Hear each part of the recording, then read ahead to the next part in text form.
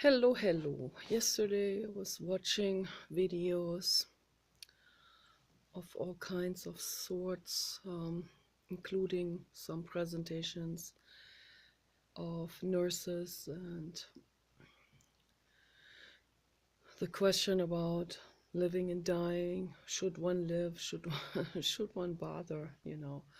Those questions do go through my head, particularly in times of grief.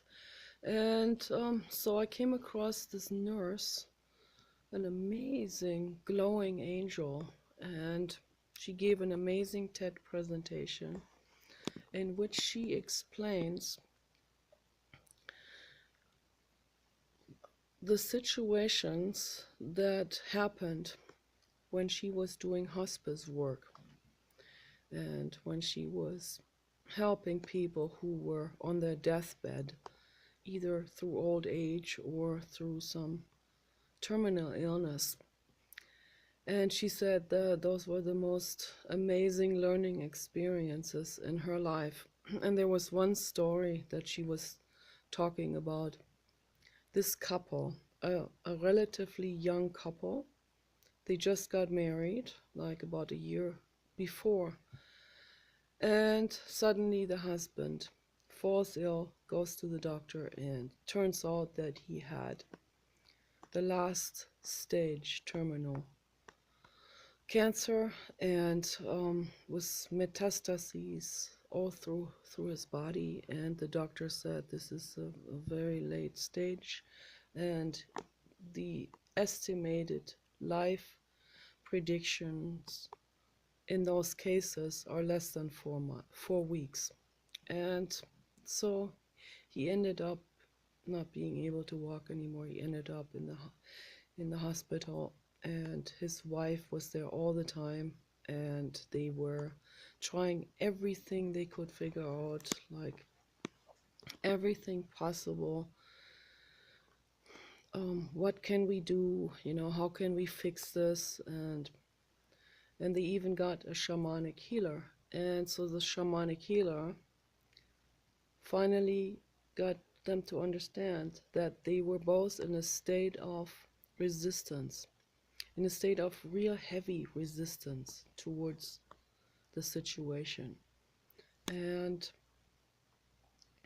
that if they wanted to heal at all, if there was any chance for him to heal at all, he would have to come first out of this state of resistance, which is almost like a paradox. You are afraid of the illness, and then you have to come out of that fear. You have to first, in order to heal, you have to come to a mental state of total acceptance of the situation. And that seems like it's the hardest thing to do. It's like it's exactly reversed. That's what it appears. And this story really caught my eye because it applies to not just to situations like this, but to situations of all sorts. Psychological problems, relationship problems, financial problems, all kinds of problems that we encounter in our lives that have to do with resistance. And Esther Hicks Abraham Hicks is talking about this as well.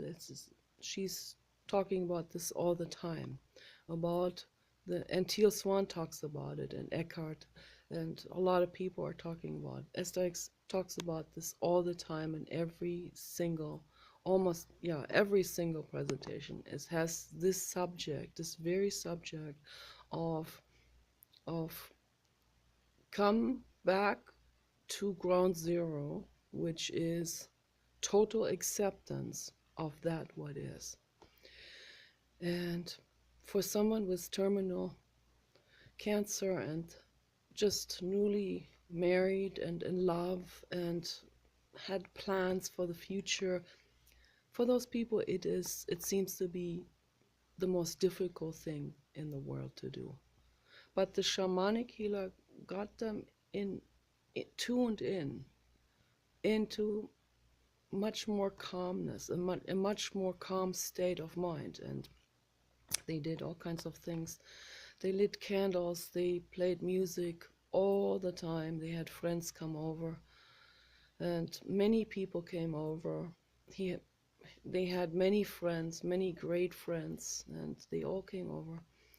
And so towards, I think, the last week of his life, they were able to come to terms with the situation, with the, as Eckhart calls it, the isness of it, you know, the the status quo, you know, the that what is, you know, the insurmountable situation, the presence of everything, you know, this really loud and very bold and aggressive presence, to not run away from it, but to look it right in the eye and to say, I accept you. I accept you as my teacher. I accept you as that what is. I accept you situation. And I embrace it. And I dive right into it. And that's what they were able to do. It's quite remarkable for people to do this. Both of them. So the wife also sat next to him, crawled into the bed and held him. And they did breathing exercises, and they both were breathing together. And she was breathing with him, his last breath out. And many people were there. And they turned this whole thing around. They turned it into something magical. They turned it into something positive. They turned this into something to celebrate versus to run away from and to grieve and to not grieve, but to, because grieving in itself is an important process, but not to be hanging the head low and making this into something that is threatening or bad. Instead, they made it into something that's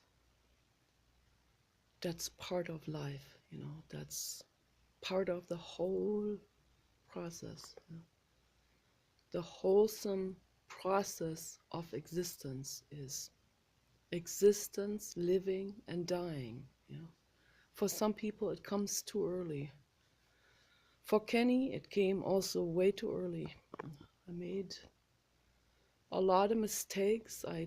Out of ignorance, we didn't know about the holistic things until much later, when we found out about Dr. Andrew Jones and his videos and the recommendations he had, particularly with the kelp seaweed. That was very, very important, and some other things about some hip and bone healing, natural remedies that were very powerful, but we found out in the last year of his life. Yeah.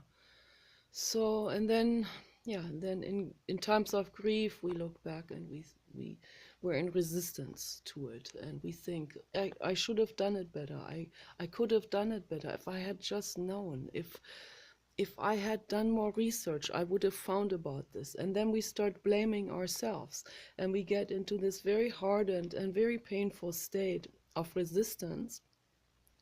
It's brutal. And for some people, it's very hard. There are people who have committed suicide over something like this. And I sure have come close to it myself. But I come back out and I start to research more and more and more. I do rock collecting, which is very helpful for me. Paul helps me also.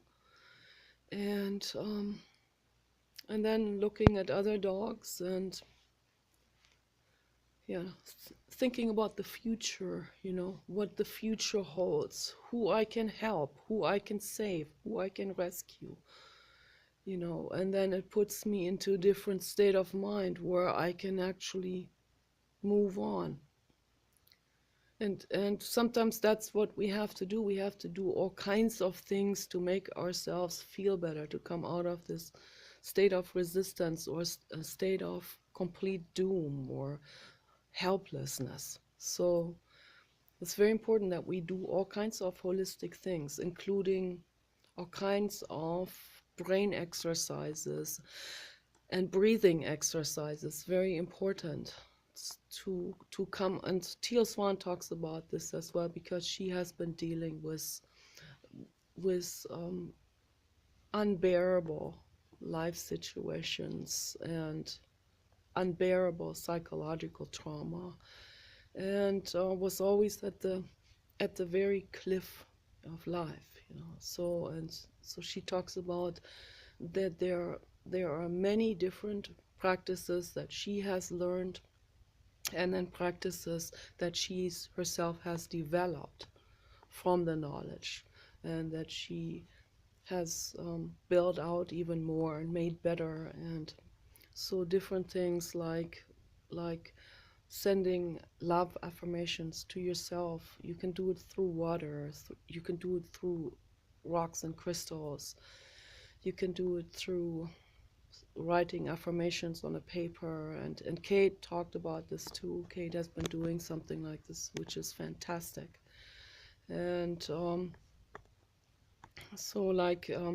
I wrote down some affirmations. I put them under a 3-gallon water container, a clear water container, bluish, which looks like the blue god. And so I put that underneath. And so when I drink water at night, it has a spigot, and I use the spigot, and a little yogurt cup, and I drink water from that, and it feels very, very good, the water from this. And then I go back to sleep. And sometimes I drink from that also during the day. So this is very, very powerful. Those are very powerful things. But what that nurse said is, like, when you are faced with some situation, instead of running away, and it's very easy to say and very hard to do, but it is doable. It is absolutely doable. If you're faced with something difficult, look it in the eye and face it and say, I accept you. I accept you. I'm not going to be in resistance. Why should I be in resistance? If I'm in resistance, I just make everything worse. I cause even more problems. A lot of people go into resistance so bad that they cut things out of their memory. It's called denial, and denial can take on pathological forms. I know people in my own family. I know people very, very personally who are doing this, and it's a real serious problem. It can cause such problem and such heartache and such hard feelings um, towards for other people that are around these people, that have to deal with people who are using denial as an escape modus. And so that's why I say, and this applies to the whole planet. This applies to all humans. On the animals, they don't do denial. They can't do denial. They don't have. They're better off. They don't have this. They don't have these escape routes, these psychological escape routes that humans have. We have that because we have a couple of more facets of escape in our neocortex, the different areas in it, and the escape tactics in the prefrontal cortex, and different ribbons of discrimination in the brain, and abstractions and so on, that can sort of abstract something away and put something away or cut something out, like video editing. Animals, they can't do that. Um, I'm not so sure about elephants, whales, and dolphins. They may be able to do that too, but I don't think elephants, dolphins, and whales they are not neurotic like this. They are not totally broken like humans are. So most humans are very broken, and we don't even know where to start with this. But all I can say, try to accept that what is. Try as good as you can, and not just try. Really look at those people who teach you the good things, like Pema Chodron, Teal Swan, Eckhart Tolle, Jiddu Krishnamurti, Thich Nhat Hanh. Those people. Also Esther Hicks, what she has to say about getting into the vortex, accepting that what is, letting go of something. You have a wish and then you let go of it. That is accepting the situation. It's the same thing. You wish for something and then you let go of it. You don't keep beating the drum of this or keep treading it. So you just let it go. This is what it is right now. For the couple, it was direct death that they had to face, that they had to look in the eye and say, it's okay, I accept you. This is what we're doing. And then the resistance was gone, and they could breathe with this situation. So breathe into that presence of this situation and completely let go, and then it became something very beautiful, something calm, and their hearts were not beating fast anymore, and the breathing balanced out, and this guy, he may have even lived a little bit longer with that. In some cases, when the healing, when the relaxation is deep enough, and some incredible insights start coming, there's always a chance that some people, and it has happened, that some people actually were able to heal their illnesses, terminal illnesses, very quickly. This can happen too. But in this case, for this couple, this was definitely a karmic learning experience that they needed to go through. This was something that was, it sounds strange, but this was in their soul plans. It's a soul contract also. We together come together, we find each other, and we go through this experience in order to learn. And they take that with them, that learning stage, this advanced learning stage, and they come back with that advanced learning stage, and they come back again later, and another situation will arise in another lifetime as a basset hound, and a lot of angels come back as basset hounds, and many also as Great Danes and Mastino Neapolitanos and many other dog breeds. And but particularly European Basset Hounds. I cannot say, I want to say that was a very austere facial expression, but I can't, because the Basset Hounds, they cannot make you look austere. Because they are, that is the whole nature of their beingness, is to make us smile, yeah, to make us feel joy. And that's why there come all these angel souls. They're coming as basset hounds. Not all, but some of them come as basset hounds to learn, and I see that right away. Who is the angel and who is maybe at a little less advanced stage of soul development. Also, I see that among the dogs too.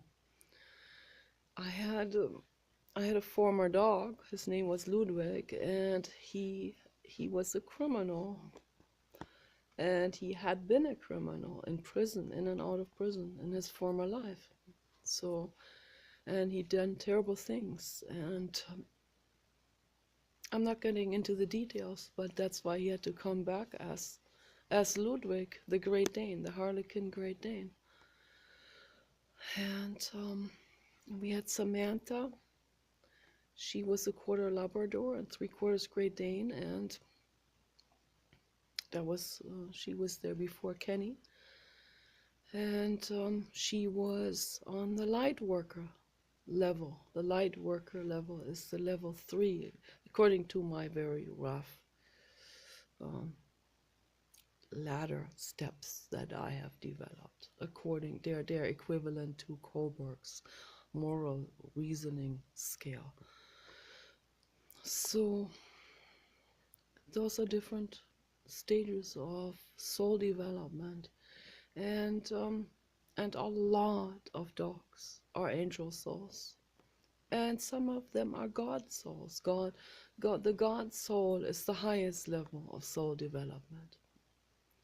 And then there is one being who is yet much more advanced than the God souls, and that is Gautama Buddha, Lord Vishnu, Jiddu Krishnamurti, Kenny, and those are all different life experiences of the same soul. And I know people, they find this probably really ridiculous, but it's important for me to talk about it. I mean, you can dismiss it as craziness, you can dismiss it as wishful thinking, or my husband certainly does, and you can dismiss it as just Pollyanna,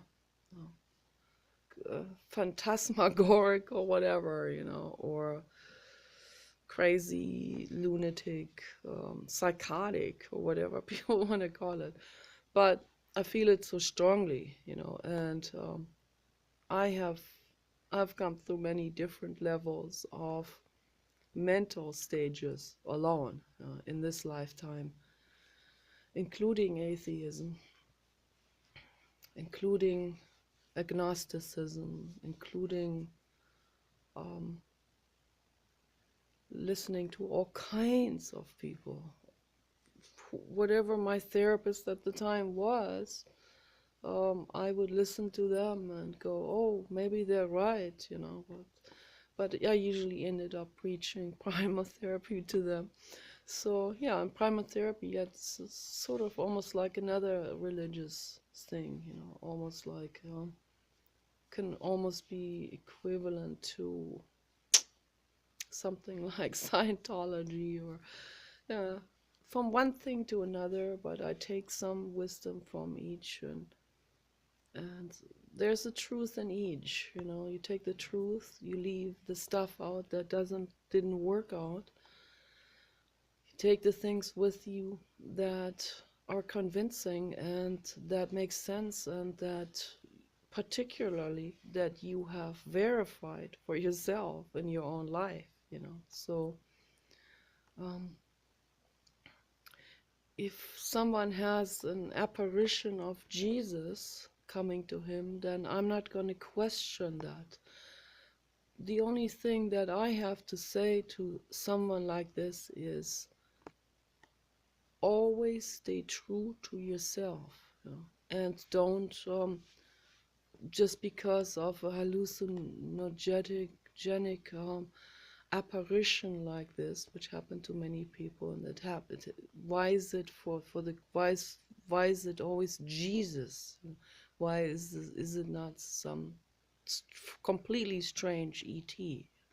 And the reason for that is because that is what they have been drilled with. So, but I'm not going to take it away from them if that is what they have, and maybe it gives them something in their lifetime and in the psychological developmental stages that they're in at the time.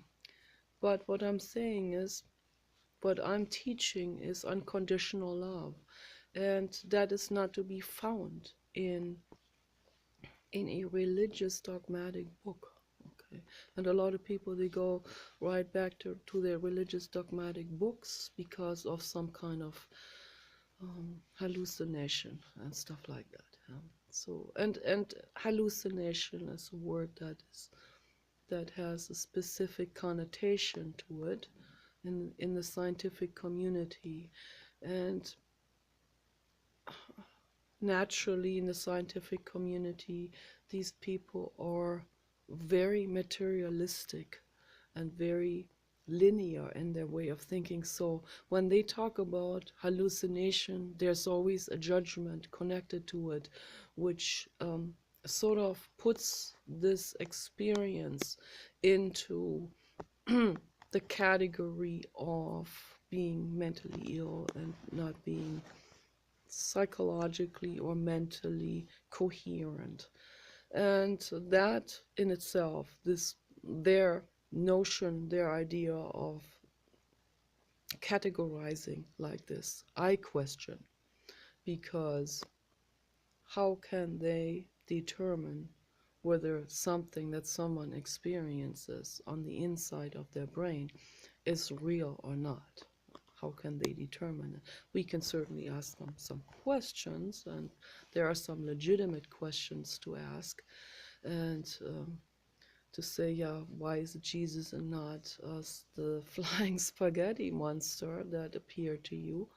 You know, it's a legitimate question, but sometimes these coping mechanisms or these apparitions, they can happen as a form of help. This is also that there may be also be an energy connected to it that shows itself in this particular shape because it is easier to accept for that person in that moment. So, but in general, what I'm trying to tell to people is question everything and go by how things feel and go by rationality, and go, most importantly, go by love,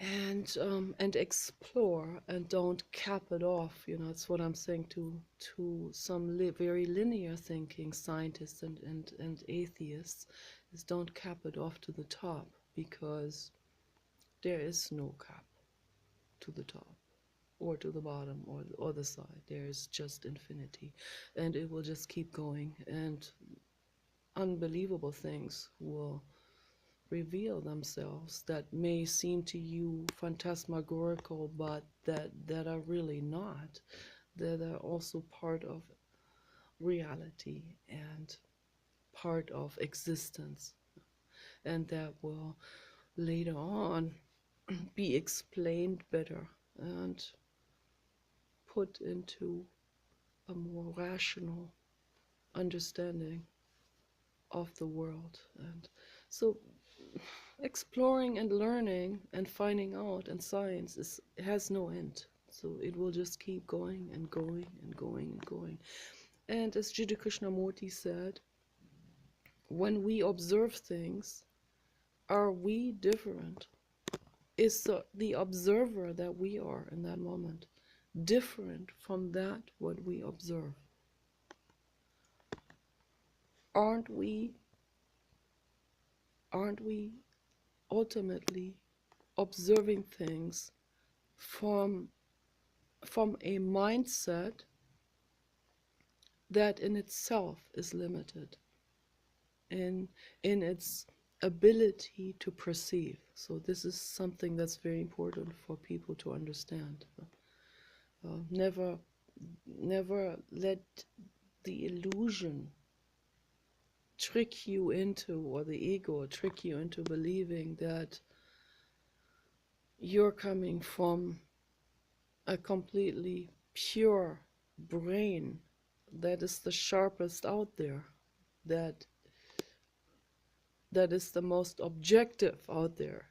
We're all coming from a very subjective brain and very subjective experience that we have experienced in our lifetimes. So, and that is what shapes also the lens, the color of the lens that we look through. So the observer is also the observed. You are not outside of that realm of observed objects. Okay, so we are just a particle of all of this ourselves. We are not godlike.